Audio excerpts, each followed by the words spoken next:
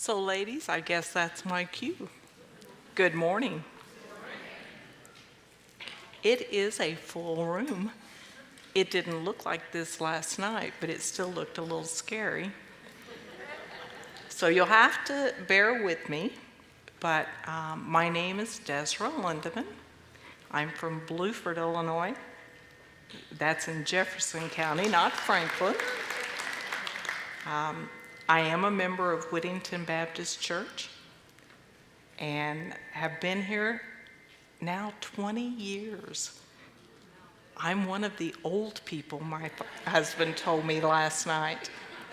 I looked around the room and I said, Cliff, there was just a different feel. And he said, that's because they were all young and we're the old people now.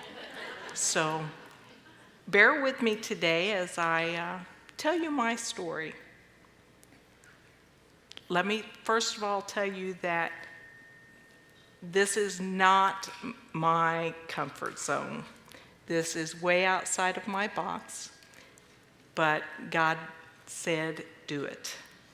And I have told him no before, and you'll hear about that in my story. It didn't work out real well for me.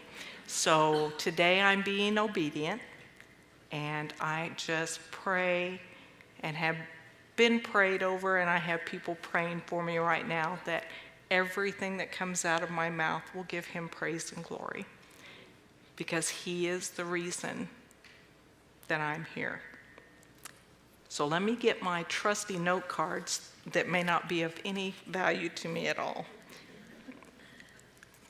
Like I said, I'm Desra, and I am 62 and a half years old. Remember when we tacked on the half, 15 and a half, almost 16, 17 and a half, almost 18. Well, when I wrote this, 62 and a half was like, man, I don't really know that that works, but that's what God said to remind us that there are seasons in life. And even in this season of 62 and a half going on 63, I am so blessed. I am blessed beyond measure. I was born to my parents, obviously, who were, I was born into a Christian family, into a Christian home. There was no question whether we were going to church on Sunday morning. We were. Even though, and my mother will really get after me, there are some ladies here from East Hickory Hill Church, which is where I grew up as a youngster. There was an Easter morning that my dad helped dress us, and my mom had made our clothes, and she was always an excellent seamstress. But when we got to church, and I don't remember which one of us, but one of us had on 2 pairs of underwear, one did not have any underwear on. So, but being at East Hickory Hill, it was pretty much family, and so it was okay. A little trip outside, and everything was adjusted and changed, and we were all covered at that point. So Hickory Hill is where I learned that Jesus loves me. This I know, for the Bible tells me so. I remember vividly being in the basement of that church, and my Aunt Louise, and I'm pretty sure one of the ladies sitting here in this auditorium now was probably a part of that. Frida was involved in, and my mom taught Bible school there, and it was just a real good foundation to have.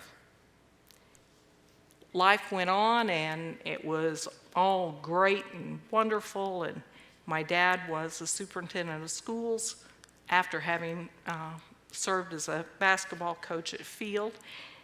He went into the administrative field, and we moved schools around. So I ended up in local schools, Field and Kell, and then to Franklin and Mount Vernon, and then to Summersville. And at Summersville, my dad got an offer to go up north. I was in 7th grade, and they announced to us that we would be moving 100 miles north. Well, at the ripe old age of 12, I said, I'm not going. I'll pitch a tent. I'm staying. Well, that lasted a long time. So up north we went, and it was up there that we went to a church called New Hope, and it was New Hope. I found the Lord there and was saved in Bible school, and lived out my teenage years in a small town that nobody locked their doors. You didn't worry about kids being out on bicycles and riding. We rode and did and ran. I dated a man the whole time I was in high school. My parents, I'm pretty sure, thought that would be their son-in-law. Little did they know I would take off to college and say, don't think so. So this young man who was spit shined and polished and, top in his class and was in college and all these things, went by the wayside, and I found Cliff. Cliff was my boss at Hardee's, and so I started out real well in life, Another one of those God moment things, so Cliff and I started dating in May, was engaged in June, and married in November. So, God really does have a sense of humor about, you just think you know what's going to happen in life. But boy, was he absolutely correct. Cliff is my rock. God knew I was going to need a rock here on earth, and he was that man. Now, he wasn't that man yet. He was a little rough around the edges. And I'm the one who was saved, remember that. But somehow, having been the daughter of the superintendent and your parents being at every homecoming dance, every prom, every after prom, and the sponsors of your senior trip, when I got to college, I kind of found freedom. What I thought was freedom. It was actually chains. I put the chains on myself. I said, okay, Satan, let's take a ride. Don't make that mistake. Season 2 or season 3 in my life, okay? But God was in control. He had not forgotten me, and he did not leave me. So Cliff and I got married, but before that, I had a dog. Cliff gave me a dog, and that silly dog bit my toe. My toe became infected. My dad insisted that I was going to the doctor to have this toe seen about. And by the way, since you're getting married, you are going to have a female checkup. I am not. I'm telling you, people, I stubborn, oh my. I said no, my dad said yes, I did.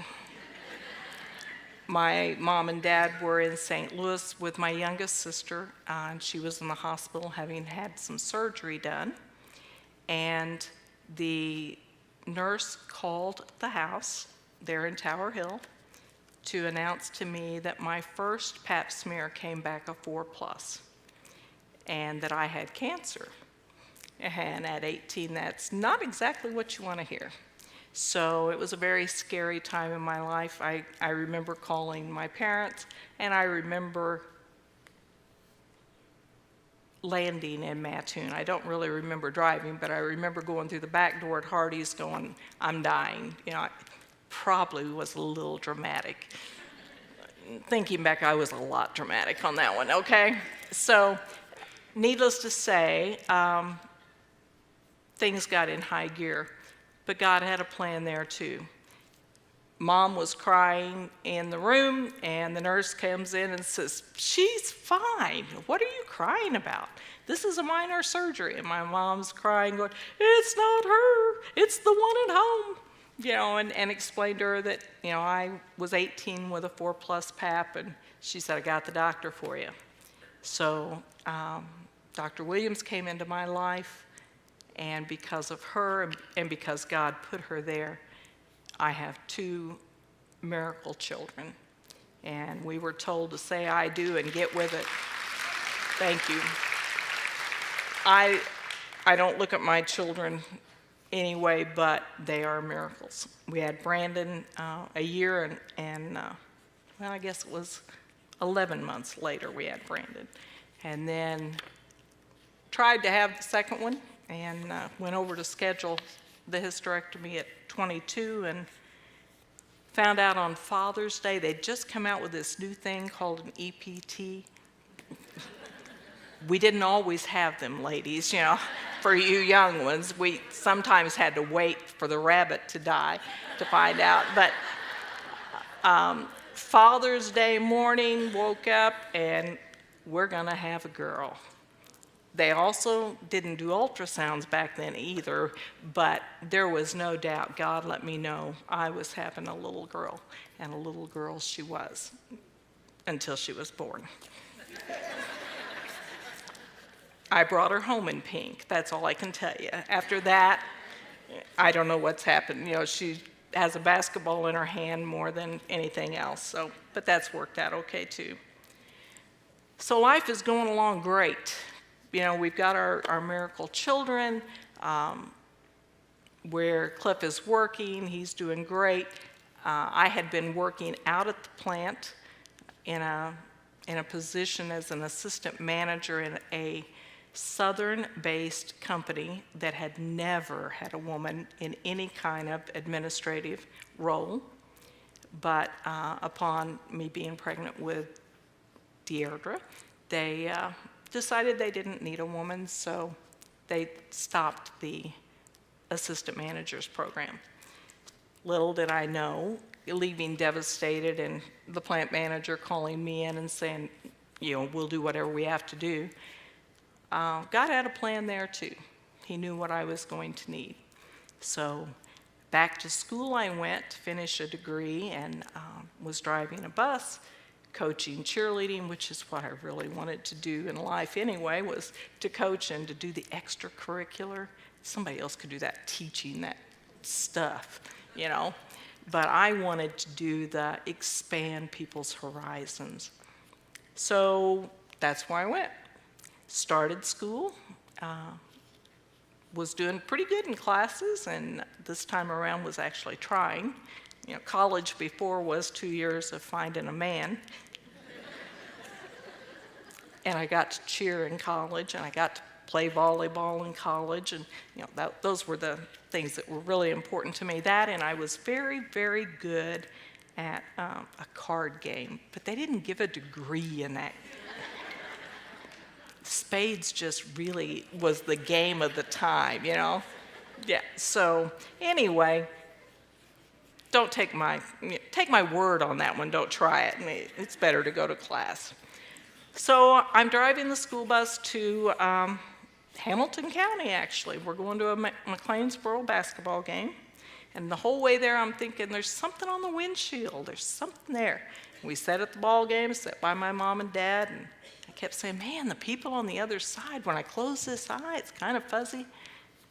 Well, by the time I woke up the next morning, I was blind in that eye. And my grandmother had had some brain issues, so I'm thinking, oh, it's a brain tumor, it's this or that. We go to the eye doctor in Mount Vernon. He sends me to an eye doctor in St. Louis, and the eye doctor looks at me and says, "You have multiple sclerosis." And I don't think so. I had a great uncle with MS. I had seen that. Not me, no way. Well, chase it back 2 years before that, I had had an incident where the bottom of my feet went numb and it traveled to my waist. Had seen a neurologist. He told me it was a cold that had settled in my back. Don't worry about it. Go to Florida. Have a great time. I did. It went down the same way it came, but it was back. But he did tell me then, he said, if it ever has a problem, come back to me. So we did. And he said, I knew 2 years ago. But there are many people in life that have an attack and never have another one. Life went on. At that time, there was no medication to be given. And I was in such denial and so far away from God that I didn't know to lean into him. I ran from him. And I decided, the neurologist's advice was, go home, do not become overtired, don't take on any stress, basically live in a bubble. Okay, I have 2 young children, and that wasn't my personality. So I came home, joined the fire department, became an EMT, took on driving the bus at 7 o'clock in the morning, went in and was a full-time teacher's aide all day, drove the bus afterwards, and drove to ball games and coached. No stress, no fatigue there, and lo and behold, every house fire and every wreck happens at night when you're trying to sleep. Cliff was on midnights. I was gone and I was out serving. Well, that went on for about 8 years. Deirdre was in 3rd grade and Brandon was in 7th grade. My dad had retired the year before. Now, for some of you, you may have grown up in a household that you were the princess and whatever you did was right and your dad would have backed and supported you. That was not the case in the Lane family. In the Lane family, you were the example, and you would set the example, and I knew that all my life. Why I thought it would be different working for my dad, I do not know. It was not. The bar was very high for me to reach. And so I'm thinking, whew, this is going to be great. A new superintendent, it's not my dad, everything's hunky-dory. Wow, did I have a surprise. It was a horrendous year, and his goal was to get rid of some of us. And anyway, there was a lot of stress, lots of pressure. The attack happened in February. I was snow skiing over at Paoli Peaks, teaching a friend of mine to ski, and she still can't ski. But I spent the day. But I vividly remember this conversation with God. He spoke to me and said, you need to go back and ski.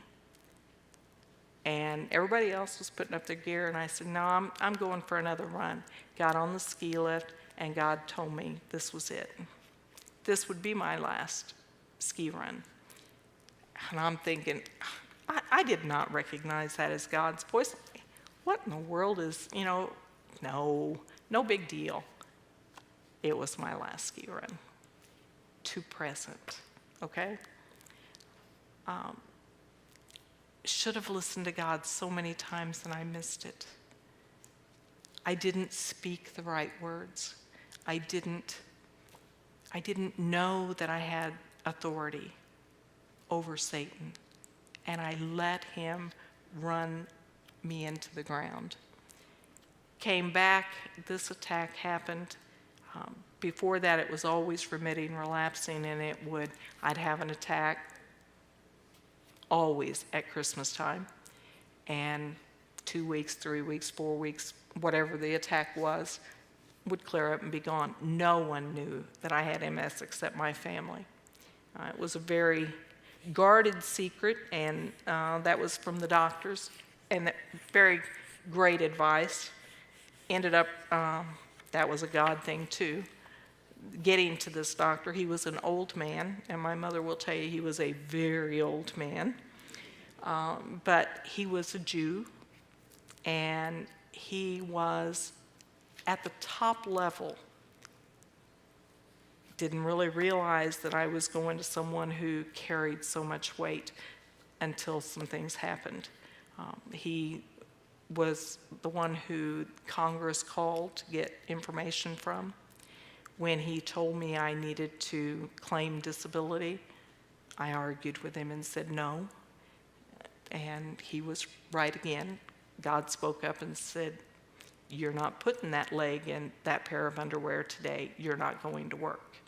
So upon not being able to put my underwear on, called in and said, I need to come in and talk. So I took my disability. Everybody will tell you a lot of times disability is very hard to get through, especially when you're young. Mine went through first time, no problem, no questions asked. And I've been told many times it's the signature that was on it. Yeah, it might have been. I think it was the God that was behind it. God knew what I needed. I was at such a loss. And so they gave me some steroids and didn't give me the list of side effects.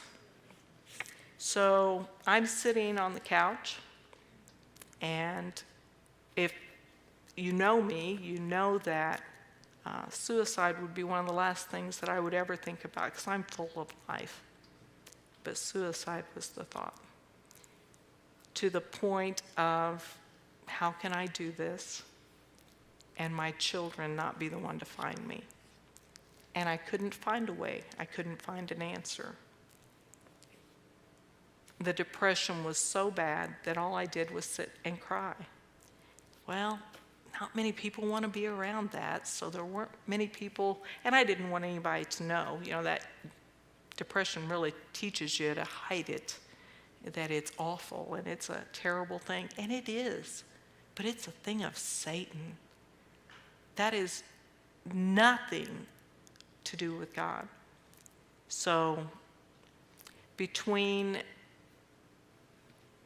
the depression, and it lasted for about a week, kind of the time I came off of that steroid, then I read the side effects, and depression was one of the key ones.